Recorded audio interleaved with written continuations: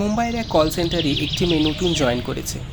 প্রথম দিকে তেমন কোনো কারোর সাথে ঘনিষ্ঠতা না দেখালেও আস্তে আস্তে সে মেয়েটি বেশ কিছু বন্ধুর গ্রুপ তৈরি হয়ে যায় অফিসের মধ্যে।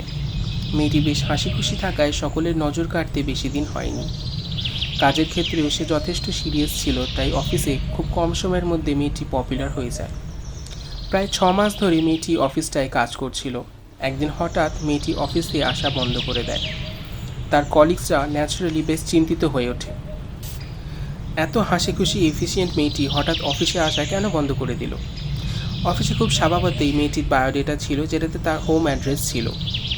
আর কলিগসরা সেই অ্যাড্রেসের লোকেশন খুঁজে বার করে একদিন অফিসের কোনো এক ছুটিতে তারা সবাই মেয়েটার বাড়িতে চলে গেল।